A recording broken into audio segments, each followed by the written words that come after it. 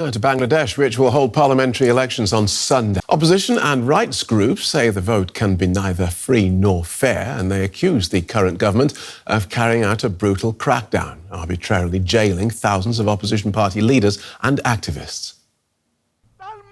The longest-serving female prime minister in the world, Sheikh Hasina, has been Bangladesh's head of government since 2009. The leader of the ruling Awami League party will further consolidate her power after the elections on January 7. The main opposition, Bangladesh Nationalist Party or BNP, is boycotting the contest. Thousands of BNP leaders, members and supporters have been jailed on what the party says are politically motivated charges. Human rights groups and activists are warning about the erosion of democracy under Hasina.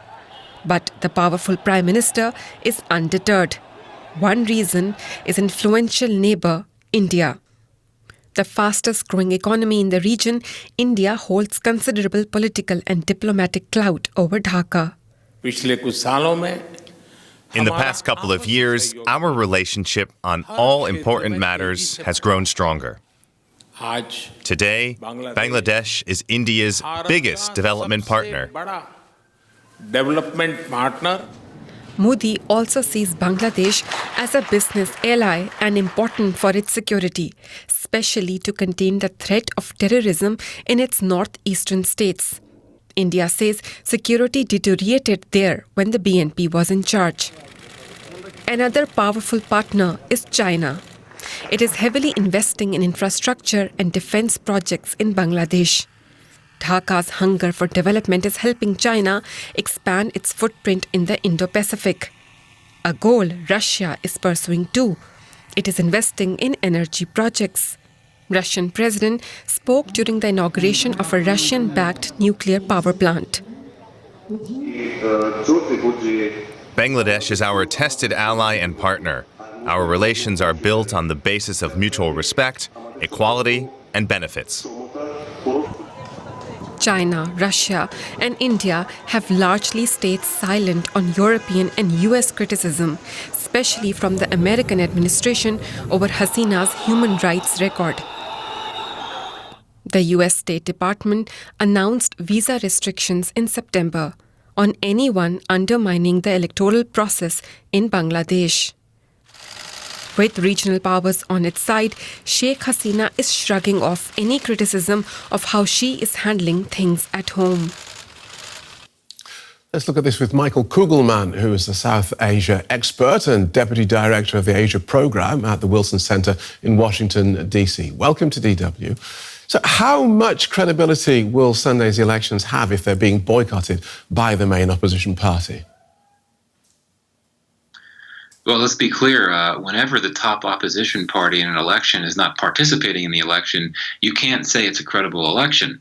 Now, Bangladesh's ruling party will say, well, look, we didn't prevent the BNP from participating. We didn't ban it.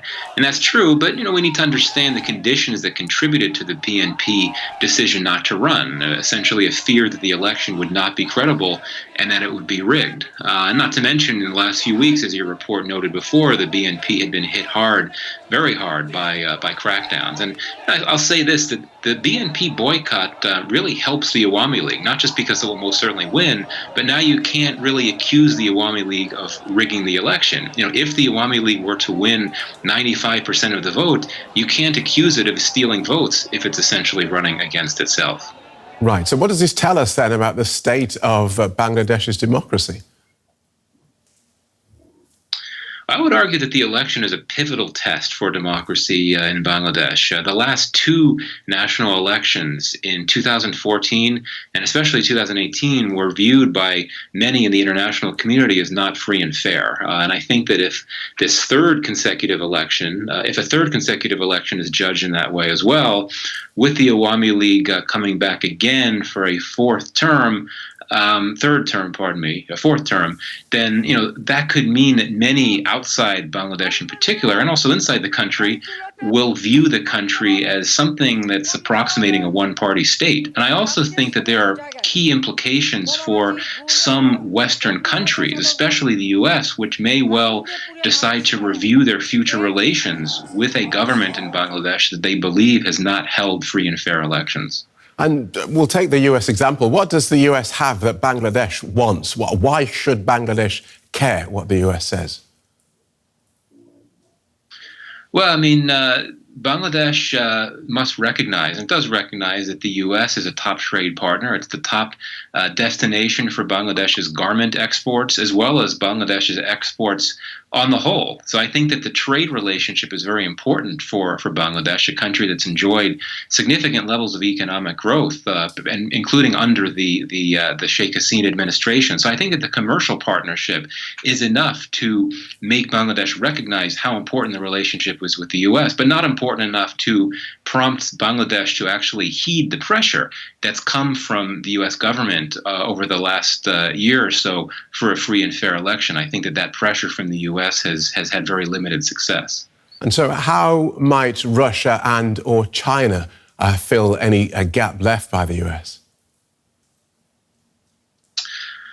Well, I think that we've seen all the key players in the region, China as well as India and Russia, for that matter, have strengthened relations with Bangladesh in a big way. They have a very strong comfort level with the current government. And of course, the U.S. is on the other side of that. But I don't necessarily think that even if the election is regarded as not free and fair, and even if the U.S. decides perhaps to scale down its relations with Bangladesh in a way, that doesn't mean that the U.S. will disappear from the scene. The U.S. wants to have a good relationship with Bangladesh. It sees Bangladesh as a key player in its broader Indo-Pacific vision. It wants to try to push back against Chinese and Russian Thank you so Bangladesh much. as well. So, We'll leave it there. Thank you so much. you. Michael Kugelman from the Wilson Center. Thank you.